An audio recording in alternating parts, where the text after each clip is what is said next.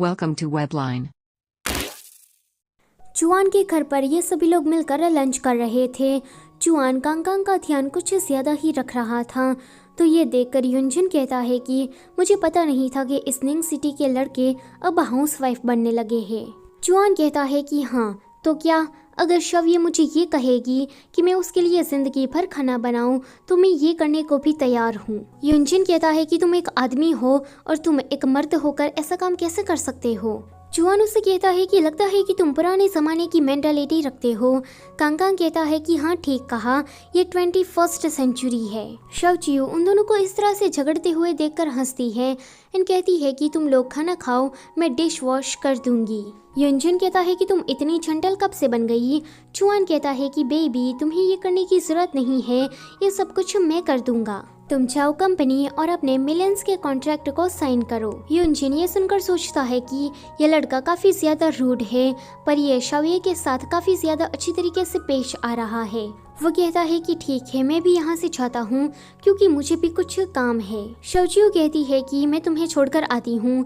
चुआन कहता है कि नहीं नहीं, तुम ऐसा कैसे कर सकती हो, तुम जाओ, मैं इसे छोड़कर आता हूँ। शवचियो को लगता है कि अगर युनजिन और चुआन दोनों साथ में गए तो वो दोनों लड़ने लगेंगे और क्या पता युनजिन चुआन को मार दे, इसलिए वो कहती है कि नहीं, तुम यहाँ पर बर्तन साफ करो, मैं ये काम कर देती हूँ। वो कहती है कि अंकल चलिए यहाँ से।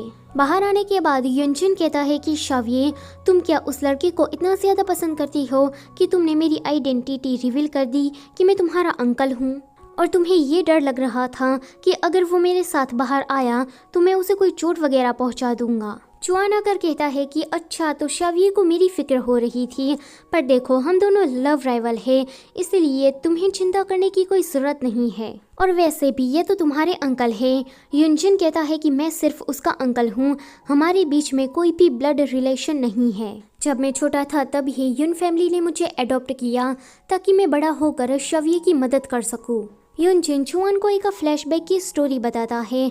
आगे हमें दिखाया जाता है कि शवचियो की माँ उसके डैड के पास आई थी। उसके डैड कहते हैं कि अच्छा, तो तुम प्रेग्नेंट हो, अब यहाँ क्या करने आई हो, जब तुम घर से भागी थी तभी तुम्हें ये सब कुछ सोच लेना चाहिए था कि आगे चलकर ये होने वाला है। शवचियो की माँ कहती है कि डैड, मैं आपसे भीख मांगती हूँ कि आप मेरे बच्चे को बचा लीजिए, एंड मैं मानती हूँ कि ये सब कुछ मेरी गलती है, प्लीज़ मेरी गलती की सज़ा इस छोटे से बच्चे को मत दीजिए।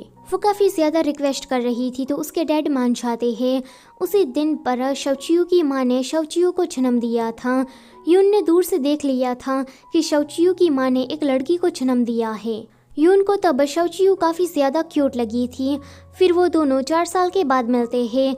जब 4 साल के बाद युनजिन शवचियो को देखता है तो वो एक लड़का बन गई थी। शवचियो के ग्रैंडपा उसे काफ़ी ज़्यादा सख्त ट्रेनिंग दे रहे थे मार्शल आर्ट की। अगर वो कुछ भी गलती करती थी तो वो उसे मारते थे।